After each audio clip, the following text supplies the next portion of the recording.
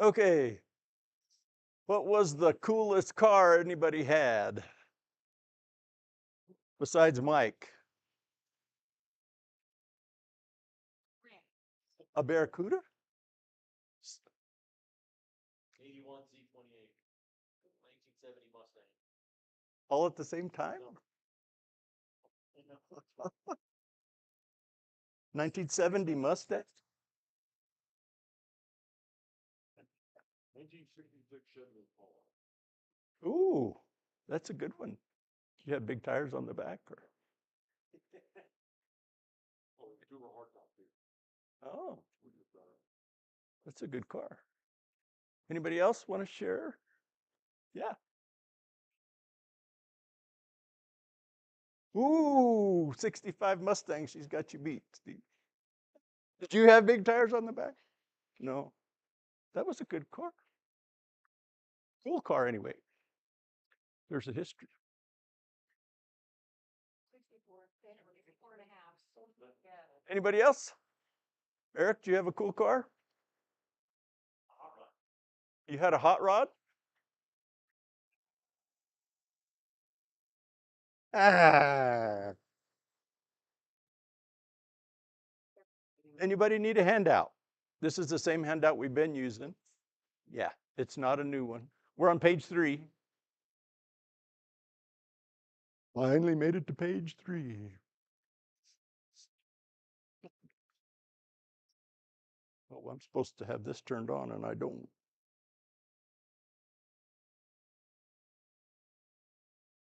So we're continuing on with our curriculum. We're in the Bible portion of that. And this is just a brief review. Remember, there's 66 books in all. Somebody came up to me last week and asked, we did the number cheat thing that I read somewhere. How do you remember that? And if you count the letters in Old, it's 3. And if you count the letters in Testament, it's 9. And that's how many is in the Old Testament. And then you have to do math. If you remember your 9s and your times tables, if you do 3 times 9, that's 27. And that's the New Testament. That's not Bible. That's not anything. It's just something I read somewhere. So nothing mystical about the numbers. The Old Testament is BC, right, before Christ's birth. And it spans, a long time, hundreds and hundreds of years. The New Testament, however, is relatively short period of time, AD, Anno Domini, that's Latin for in the time of Christ. So that's after his birth. And then we kind of talked about the books, how many law books and history books and stuff in the Old Testament. Today we're going to talk a little bit more about the prophecy section. Not a lot, but and the prophets that wrote books during that time.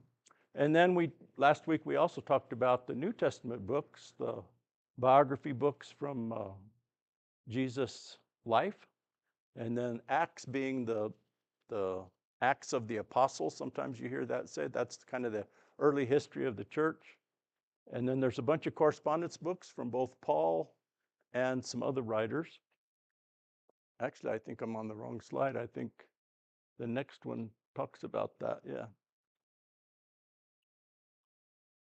So we've got lots of correspondence from Paul and then also some other folks. There's over 40 authors that have participated in writing. The ones on the top there, Moses, Samuel, Nathan, Gad, all of those guys, that's Old Testament folks. The orange colored people, I made those guys orange. Those are the writing prophets that you have down in the yellow, the 17 prophecy books.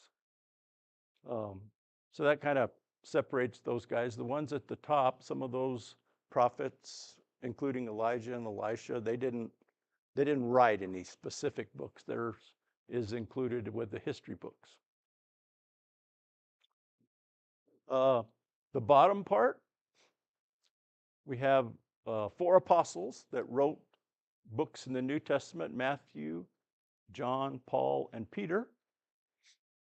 And then you have two of the gospel accounts, Mark, who was initially with Paul in his missionary journeys, and then Luke, who was with Paul, even up to the point in 2 Timothy, it says, Paul says, only Luke is with me. So that's right before he was beheaded. And so Luke was a traveling companion with Paul. James and Jude are both half brothers to Christ, right? So they wrote a letter each in there. And then the book of Revelation was also written by John. So that kind of is a quick review from last week. Anybody have questions or comments or anything that we need to talk about before moving on? There were several different empires during the Old Testament writings that we're going to talk a little bit about. That's, like I said, it's on page 3 of your handout. Over hundreds and hundreds of years, starting with the Egyptians.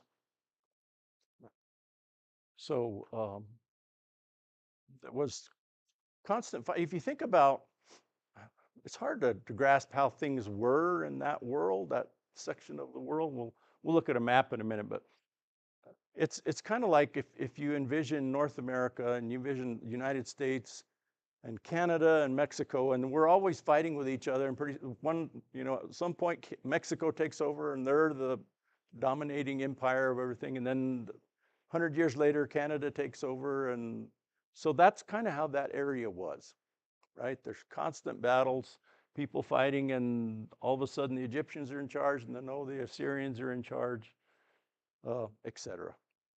Okay, so that's kind of the mindset. Let's look at a map. Some of you guys are cringing, and some of you are saying, yes, maps. That's good. That's the Mediterranean Sea in the center. Has anybody ever been to Europe or anywhere over there? You were born there, Len. Where? In Germany. Okay, Spain. Yeah. So Africa is the big kind of pinkish guy on the bottom, right? Spain is over there on the left side, and right above that is France. Everybody knows about Italy and the boot, right? And then Greece is just to the east of that. Egypt is directly in the bottom below Greece. Got another one that has a little bit more description on it. So that's the area where the Bible story takes place. Has nobody ever been to Jerusalem or any of those places? A lot of times, maybe it was, how do I say this? Previous generations, that was a big deal to go to the Holy Land or something, to go on a trip there. We have relatives that went there. We've never been there. But anyway, so that's just Syria, Babylonia, and Persia. Just to the left there, it's kind of red. That's the land of Canaan. That's where Jerusalem is. And Judah and the northern tribes, we'll talk more about that. Egypt is down here on the bottom. Egypt is kind of governed by the Nile, the big river that you see kind of going through there. Egyptians are sometimes called river people because there's a big desert on the west side of the river and a big desert on the east side of the river, and so they live along the river. And Egypt is kind of a place where you see famines occur in the Old Testament, and everybody wants to go to Egypt because they have irrigation, right? They have this river, doesn't dry up, and everybody else is relying on rainfall and stuff like that. So anyway, that's Egypt. They're the first empire we're going to talk about. They're in charge in this time period. CA means roughly, or like a little squiggly line. That's what, I had to look that up. I didn't know what it meant. But 1650 BC, before Christ, Egypt was the dominating empire at that time. They also controlled the land of Canaan. Okay, it wasn't like there was other groups, small clans of people that kind of in different regions. So they didn't manage it kind of like the Romans did, but they allowed people to kind of govern themselves, but they were in charge. If you remember from our previous studies, we have groups of people that without going too far back, remember Abraham comes up from the land of Ur. You can see that right there in the Persian Gulf, just above that. And he goes, God tells him he wants him to go to the promised land. And so he has sons, Isaac, and then Isaac has a son, Jacob and Esau, and then Jacob has 12 sons, 12 tribes of Israel, right? And remember, Joseph is one of those, and he gets sold into slavery and ends up in Egypt, right? And he has various things happen to him there. Forrest is probably going to talk more detail about that. But so Joseph is there. There's a big famine, and he gets his family, his father and his brothers, and they go down there, and that's God's plan in saving the Hebrew people. And Exodus 12 and 40 says they were there for 430 years. So that's a long time. That's longer than the United States has been in business, right? Hard to imagine. They end up, right, being slaves, forced labor, a really rough life. And then Moses comes on the scene, and he leads them out of Egypt. That's a real brief. So we got the books on the right side that are occurring during this time frame, right? Moses, remember, writes the books. After Moses leads them out, and they end up wandering around in the wilderness because of their disobedience. That's probably when he wrote the first 5 books, the books of the law, when they were out 40 years prowling around. Remember, and then Joshua and Judges and Ruth and Job. Those are books, Joshua and conquering the land, and Judges after they're there. But that's the time frame. Egypt is the dominating empire, but as Israel starts moving into the land, they're fighting with the Philistines and all the other folks. So that's them. That's the first empire that we're going to talk about. The next one is Israel itself, actually, in the time of the monarchy. Remember, Saul is the first king, and then following him is David, and following David is his son Solomon. Okay. During this time, these guys are fighting all the time. Saul and David, one of their nemesis is the Philistines, right? They're always fighting the Philistines and wrestling with them. And they also find, you can kind of see some of the other regions. There's Edom on the bottom part, on the south. They fight the Edomites, and then Ammon's just on the kind of on the right side. And so there's all these constant battles that they're encountering, especially David and Saul. And we looked at the history books that records those events during that time frame, the 930 BC time frame. Okay, so 1st and 2nd Samuel, the Kings, Chronicles, etc. And then we have some poetry books going on during that same exact period of time.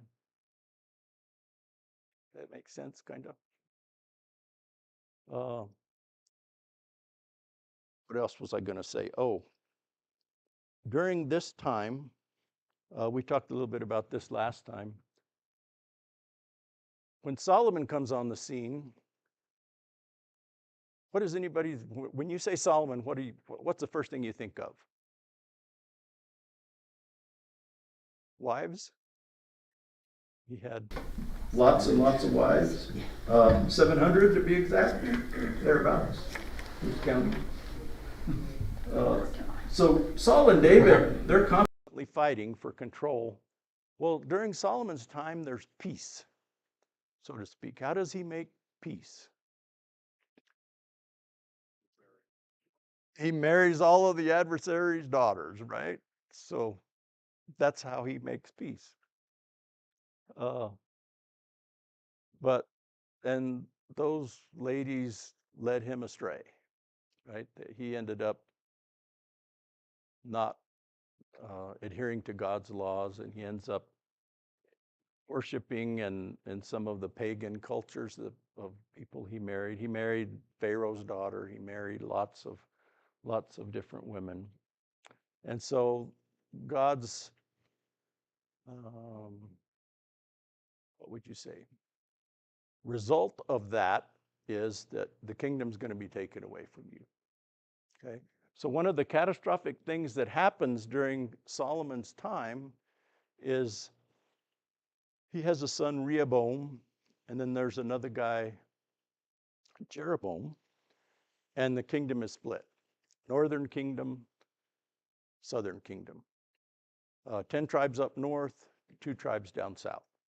And that's where Solomon's son ends up governing over.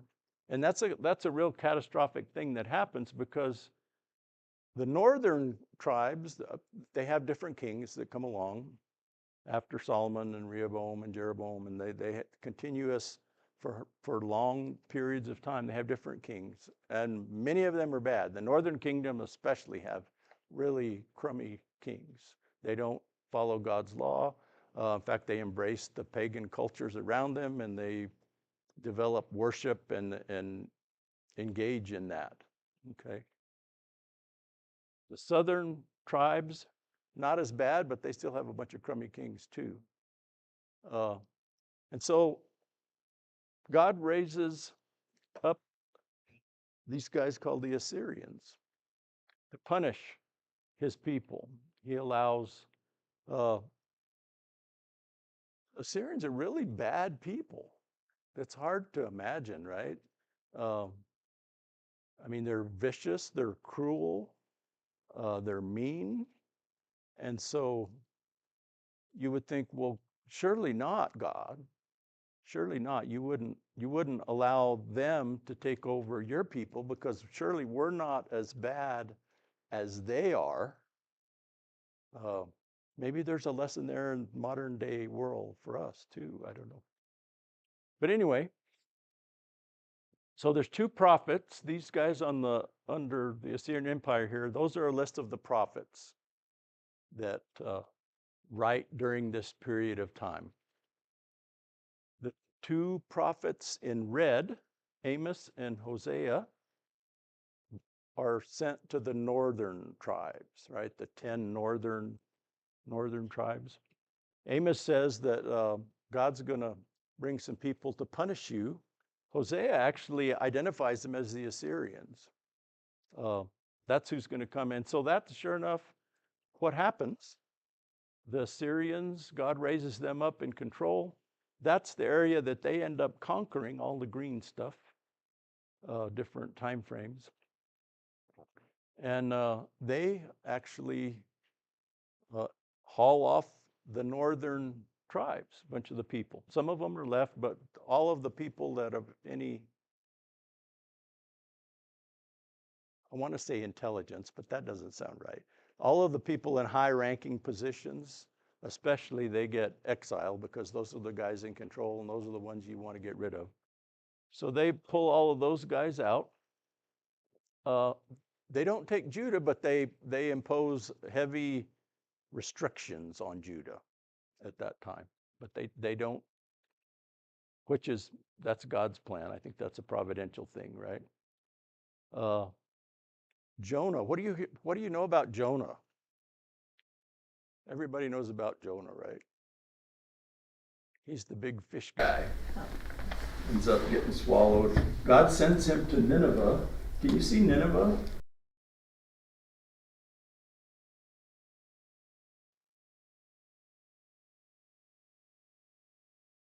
Nineveh's way up here.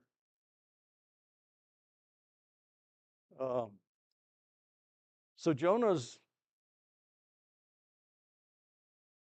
command from God is, I want you to go preach to the Assyrian nation, go to Nineveh. And of course, Jonah doesn't want to do that because they're the Assyrians, right? They're the crazy, mean, bad people, and I'm not going to go anywhere near there. So you know the story about the fish and swallowing and getting spit back. And Jonah finally goes to Nineveh because he doesn't have a choice, really. And he preaches, anybody remember what he preaches to the Ninevites? Repent. 40 days or something like that. It's going to be overthrown. He wanders around through Nineveh. And by golly, what happened? They repent. The Assyrians. I don't know when the time frame is that this happens, but who would have thought that that would have happened? So that's Jonah. That's during that same kind of time period, probably. All of the white prophets, the white lettering prophets, are in the southern kingdom. That's where they're sent. So southern kingdom has many bad kings, a few good kings. And as we looked at in the past, God's going to send a prophet to say, you need to get your act together, people. If not, this is going to happen. If you get your act together, then this is the way you escape that. So that's the Assyrians. God raises them up. So lo and behold, there's another group that God's going to raise up called the Babylonians. And they conquer the same region, basically. You can see the modern day Iraq and Iran, where they're at there, Saudi Arabia, which is always interesting, right? To see. I won't even go there. So Egypt, they conquer down into Egypt too. And notice there is no more southern two tribes of Judah. They just swallow them up. Two different deportations there. And the two prophets that are active during that time is Ezekiel and Daniel. You might remember stories about Nebuchadnezzar. He was the king that basically hauled off the two tribes in Judah. 70 years, they're hauled away. The book of Daniel is actually the first 6 chapters are more historical, and the last part is full of symbolism and all kinds of stuff. Daniel's telling the king, here's what's going to happen. We've got these different kingdoms that are going to come take over, and Nebuchadnezzar, you're going to be wiped out. You're going to be crushed. And so he foretells that. There's also, you might have heard of Shadrach, Meshach, and Abednego, 3 guys that are Israelites that have been hauled into exile with Daniel and Ezekiel. They get thrown into this big oven, so to speak, and they don't die in there. They're saved. And then you'll also remember maybe Daniel in the lion's den. He gets thrown into a pit of lions because he's continuing to worship God during that time. What else in the Babylonian period? Anybody got comments? I have a question. How long, I'm trying to place when Judah got overwhelmed by the Babylonians, was that part of the founding of the Babylonian Empire, or was that a little later? I think it was a little later. And their conquering of the whole region. I don't know how long that took. You know, Mike, off the top of your head? What was the question? How long the Babylonians took to conquer the Persian Empire? Let me see if there's a number on the previous page. So Assyria basically ruled for 300 years, from 900 to 600 BC. Remember, you count down in BC.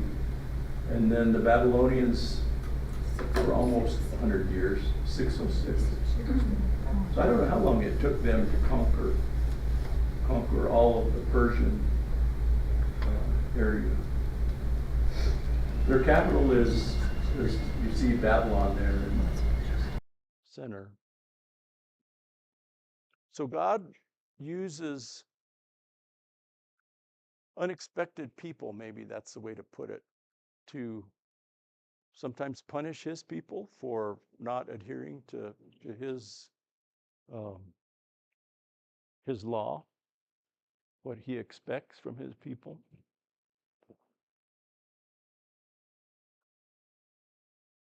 So I don't know if I answered the question. I don't really know the answer, I guess.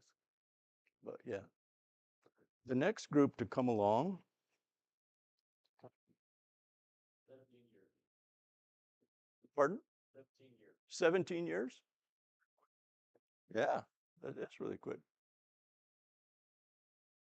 AI working for us over there.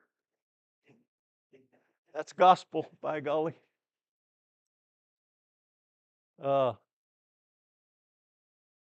So one of Daniel's visions, he has visions of these statue, and it shows, okay, this is the Babylonians, and who's coming next? Well, the Persians, the Medo-Persian Empire conquers the Babylonians. It's like Canada is going to be in charge now, the United States, or maybe it's Mexico, or anyway, so there's different people that God is raising up. And the Persians, the pink people on the left is, those are historical books that we talked about earlier, Ezra, Nehemiah, and Esther. And that gives the history of the time period in when the Persian Empire takes over. Ezra and Nehemiah are actually leaders, Hebrew leaders, Israelite people that bring part of the Israelite nation that wants to come, because the king of Persia is going to let them go.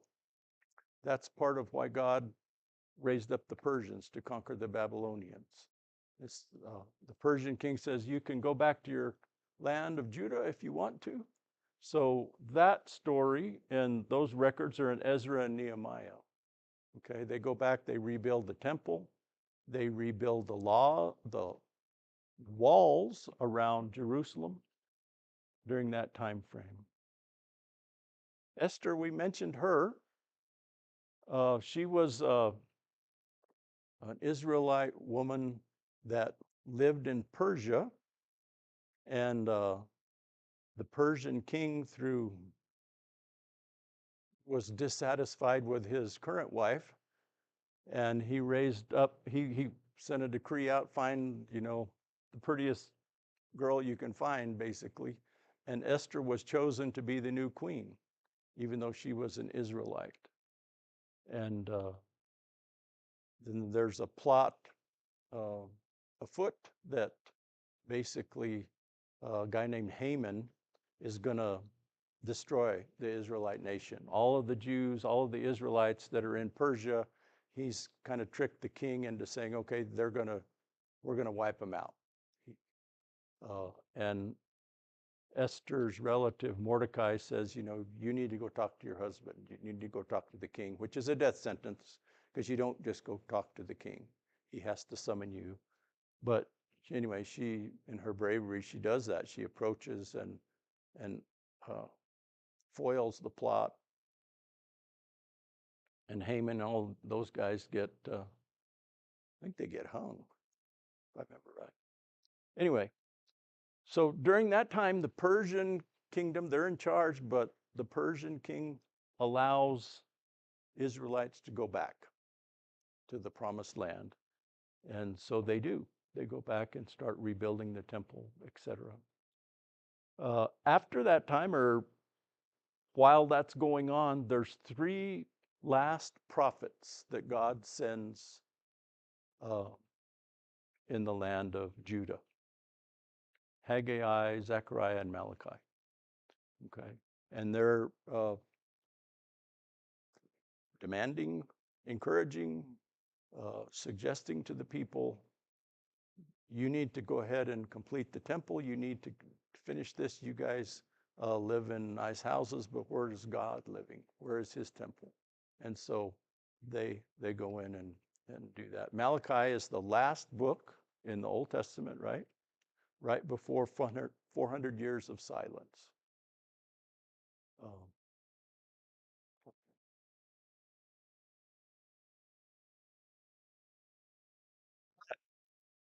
Just because there's 400 years of silence and God's not sending prophets doesn't mean there's not stuff going on, right?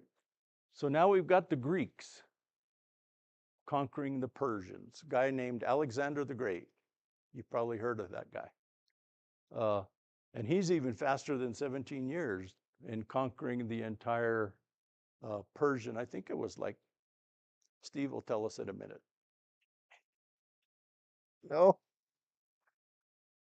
I want to say it was 10 years or less. Anyway, that he conquers the entire Persian Empire, and it actually extends it all the way down to India and up towards the Russian countries as we know them. He's from Macedonia. And he dies young. I think he actually dies in Babylon he's not killed, he dies from an illness. And I think he's only like 32 or something. So he's like a mastermind as far as battles and running an army and stuff like that. But he dies young. And so the Greek Empire is busted up into 4 different areas that are his generals. And his 4 generals, they each get located over a certain area. So Greek Empire lasts for quite a while. One of the notable things that happens during Greek rule is Alexandria, Virginia, Egypt.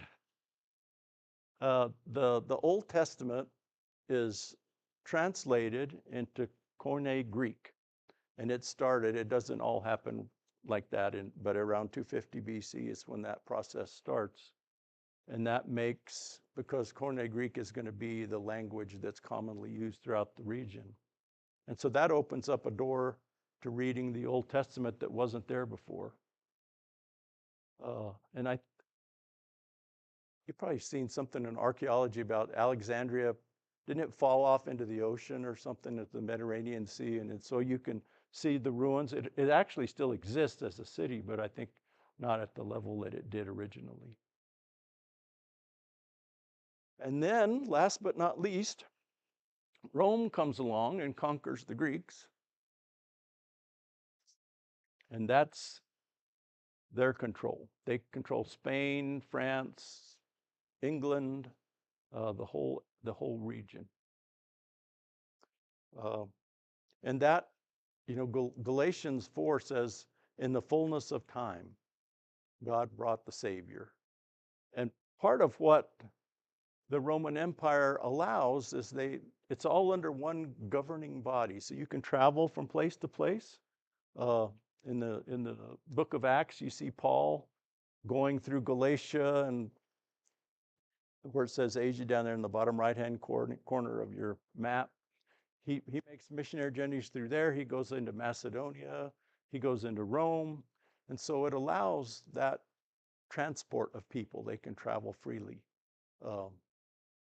during that period of time.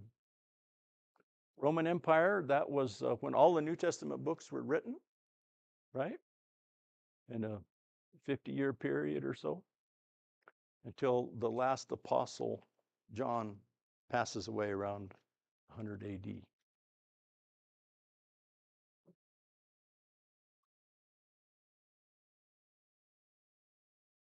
1,600 years. That's a long time. And that's how long the Bible was being composed through. Over 40 authors. We're on page 4 now, if you're following along in your paper. All the way from Moses to the Apostle John. When you think about it, Ray? A big question, you'll probably pass on to Mike.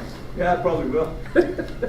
You could just ask him directly. So you've gone through all of these maps, and a lot of this territory that's shown on these maps in current days we see as Muslim countries. When did the Muslim religion rise up and become such a large part of all of this? Yeah. We know that the Muslims and the Christians battled each other. Yeah, throughout history, the Crusades. At what point did the Muslim religion rise up to be a part of that, because a lot of that territory that we see current day is governed by Under Muslim. Muslim rule. Well, I think if I remember right, the Muhammad was about 500 AD. You remember, Mike? Somewhere in And around 600. 600 AD. So it was several hundred years after Christ. Supposedly Muhammad received his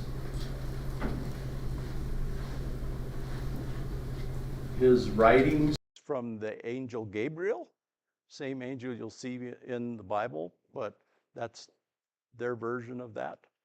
So that 500, 600 years after the time of Christ is when that religion becomes prominent, I guess you could say. Question? The crusade would have been around 1100, 1100. 1490, where there were 4 of them or something. Yeah.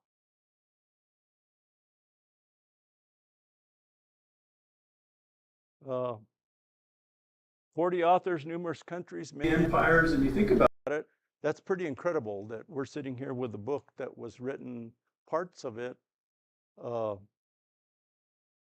well, 2,000 years added to that, so between 3,000 and 4,000 years ago, we're reading that. We have it in our hands because it was saved by God, and that's the way He wanted it. And the whole thing in the Scripture, it's very unique in that there's a common thread throughout the whole Bible, and it talks about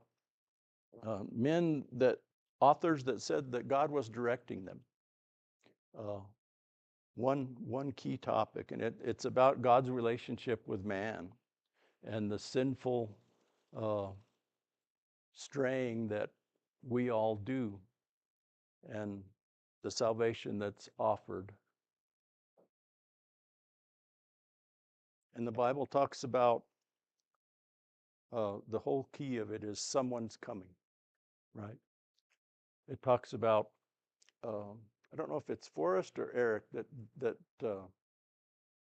is going to do part of the prophecies about Christ. There's lots of them in the Old Testament, and it's almost it's mathematically impossible for those to be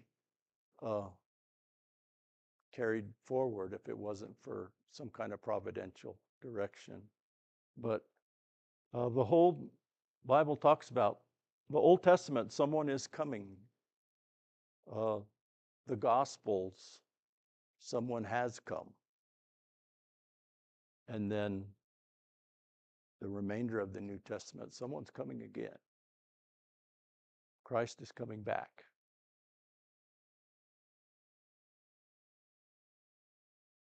Christ is the theme of the entire Bible. Next week, Mike is going to take back over, and he's going to answer all these questions, Ray, among others. So, yeah. So that'll be really interesting. He's going to spend a few weeks going through that before I think Forrest takes over. Any other final questions or anything? I think we're about out of time. Thank you did you have something, Forrest? It's interesting. All of those empires, each one was progressively larger than the last, and encountered more and more territory. And so then by the time the Romans came along, they were speaking a common language that had been, put in by the Greeks, and they had also developed this phenomenal system of roads, some of which exist to this day. And so travel, like you said, not only were the national borders not an issue, but there were roads between places, and so it really facilitated travel. Yeah, that allowed the spread of the gospel much easier. Yeah, they modernized the caravan trails and stuff. Any other thoughts? Well, thank you for your attention and stuff, and for not harassing the Boots for the next baby shower, maybe that's coming. It's a wedding show. Sorry.